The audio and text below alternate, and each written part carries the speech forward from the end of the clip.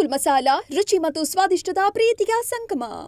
ಇನ್ನು ವಿಕ್ರಮ್ ಗೌಡ ಎನ್ಕೌಂಟರ್ ವೇಳೆ ಆತನ ಜೊತೆಗಿದ್ದಂತ 3 ಜನ ಪರಾರಿಯಾಗಿದ್ದಾರೆ ಅನ್ನೋದು ಗೊತ್ತಾಗ್ತಾ ಇದೆ. ಫೈರಿಂಗ್ ವೇಳೆ ಉಳಿದಂತ 3 ನಕ್ಸಲರು ಪರಾರಿಯಾಗ್ತಾರೆ. ಇದೀಗ ನಾಪತ್ತೆಯಾದ 3ವರಿಗಾಗಿ ಎಎನ್ಎಫ್ ಶೋಧವನ್ನ ಮುಂದುವರೆಸಿದೆ. ವಿಕ್ರಮ್ ಗೌಡ ಮಾತ್ರ ಅಲ್ಲ, ಆತನ ಜೊತೆಗೆ ಇನ್ನೂ 3 ಜನ ನಕ್ಸಲರಿದ್ರು. ವಿಕ್ರಮ್ ಗೌಡಗೆ ಫೈರಿಂಗ್ ಮಾಡ್ತಾ ಇದ್ದ ಹಾಗೆ ಇನ್ನುಳಿದಂತ 3 ಜನ ಅಲ್ಲಿಂದ ಎಸ್ಕೇಪ್ ಆಗಿದ್ರು. ಇದೀಗ ಅವರಿಗಾಗಿ ಶೋಧ ಕಾರ್ಯವನ್ನ ಮುಂದುವರೆಸಿದ್ದಾರೆ. ವನಜಾಕ್ಷಿ ಸುಂದರಿ ಜೊತೆ ವಿಕ್ರಮ್ ಗೌಡ ಇದ್ದ ಅನ್ನುವಂತ ಶಂಕೆ ವ್ಯಕ್ತವಾಗ್ತಾ ಇದೆ. ನೇತ್ರಾವತಿ ದಳದ ತಂಡದಲ್ಲಿ ವನಜಾಕ್ಷಿ ಹಾಗೆ ಸುಂದರಿ ಸಕ್ರಿಯವಾಗಿರ್ತಾರೆ. ವಿಕ್ರಮ್ ಗೌಡ ಸೇರಿದಂತೆ 4 ಆಹಾರವನ್ನ ತರೋದಕ್ಕೆ ಬಂದಿದ್ರು. ವನಜಾಕ್ಷಿ ಸುಂದರಿ ಸೇರಿ 3 ಅರಣ್ಯದಲ್ಲೇ ಇರುವಂತ ಶಂಕೆ ವ್ಯಕ್ತವಾಗಿತ್ತು.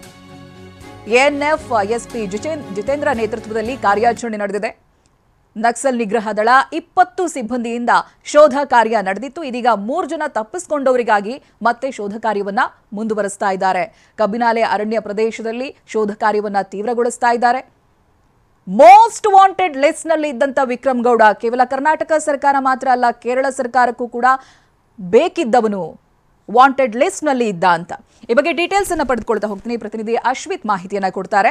ಅಶ್ವಿತ್, ಇದೀಗ ಇವರ ಜೊತೆಗೆ ಇನ್ನೂ 3 ಜನ ಇದ್ರು. ವಿಕ್ರಮ್ ಗೌಡ ಮಾತ್ರ ಅಲ್ಲ, ಆತನ ಜೊತೆಗೆ 3 ಇದ್ರು. ಅವರು ಕೂಡ ಎಸ್ಕೇಪ್ ಆಗಿದ್ದಾರೆ ಅನ್ನೋದು ಗೊತ್ತಾಗ್ತಾ ಇದೆ. ಅವರಿಗಾಗಿ ಶೋಧ ಕಾರ್ಯ ಯಾವ ರೀತಿಯಾಗಿ ನಡೀತಾ ಇದೆ, ಜೊತೆಗೆ ಇದಕ್ಕೆ ಸಂಬಂಧಪಟ್ಟಂತೆ ಏನೇನು ಅಪ್ಡೇಟ್ ಸಿಗ್ತಾ ಇದೆ ನಿಮಗೆ?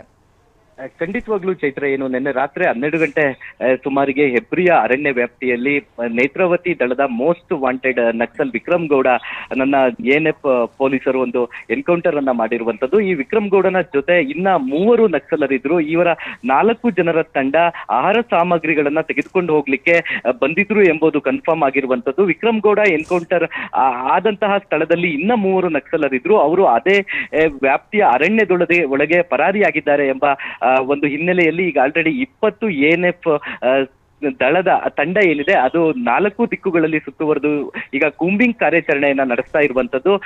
ಈಗ ವಿಕ್ರಮ್ ಗೌಡ ಹತ್ಯೆ ಆಗಿರುವಂತಹ ಸ್ಥಳ ಏನಿದೆ ಅಲ್ಲಿಂದ ಈಗ ಆಲ್ರೆಡಿ ಕೂಂಬಿಂಗ್ ಕಾರ್ಯಾಚರಣೆ ಕೂಡ ಆರಂಭವನ್ನ ಎಎನ್ಎಫ್ ಅವರು 4 ದಿಕ್ಕಿನಲ್ಲೂ ಕೂಡ ಮಾಡ್ತಾ ಇರುವಂತದ್ದು.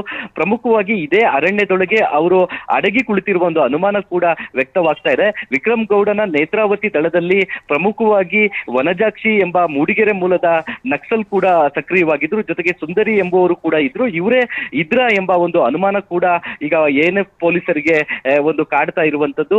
ಜೊತೆಗೆ ಇವರಿಬ್ಬರು ಸೇರಿದಂತೆ ಇನ್ನುಳಿದ ಚಿಕ್ಕಮಗಳೂರಿನ ಭಾಗದಲ್ಲಿ ಮತ್ತೆ ಉಡುಪಿ ಭಾಗದಲ್ಲಿ ಆಕ್ಟಿವ್ ಆಗಿರುವಂತಹ 11 ಜನ ನಕ್ಸಲ್ ಏನಿದ್ದಾರೆ ಅವ್ರಿಗೂ ಕೂಡ ತೀವ್ರ ಶೋಧ ಕಾರ್ಯ ನಡೀತಾ ಇರುವಂತದ್ದು. ಕುದುರೆಮುಖ ಅರಣ್ಯ ವ್ಯಾಪ್ತಿ ಜೊತೆಗೆ ಚಿಕ್ಕಮಗಳೂರು ತಾಲೂಕಿನ ಚಿಕ್ಕಮಗಳೂರು ಜಿಲ್ಲೆಯ ಕೊಪ್ಪ ಭಾಗದಲ್ಲೂ ಕೂಡ ಕೂಂಬಿಂಗ್ ಕಾರ್ಯಾಚರಣೆ ತೀವ್ರಗತಿಯಲ್ಲಿ ಸಾಗ್ತಾ ಇದೆ. ಈಗ ಘಟನೆ ನಡೆದಂತಹ ಸ್ಥಳಕ್ಕೆ ಹಿರಿಯ ಎಎನ್ಎಫ್ ಅಧಿಕಾರಿಗಳು ಕೂಡ ಹೋಗಿರುವಂತದ್ದು. ಜೊತೆಗೆ ಪಶ್ಚಿಮ ವಲಯದ ಐಜಿಪಿ ಆಗಿರುವಂತಹ ಅಮಿತ್ ಸಿಂಗ್ ಅವರು ಕೂಡ ಸ್ಥಳಕ್ಕೆ ತೆರಳಿ ಪರಿಶೀಲನೆಯನ್ನ ನಡೆಸ್ತಾ ಇದ್ದಾರೆ. ಜೊತೆಗೆ ಈಗ ಪರಾರಿಯಾಗಿರುವಂತಹ ನಕ್ಸಲ್ ಅವರು ಅದೇ ಅರಣ್ಯದಲ್ಲಿ ಅಡಗಿರುವ ಸಾಧ್ಯತೆ ದಟ್ಟವಾಗಿದೆ.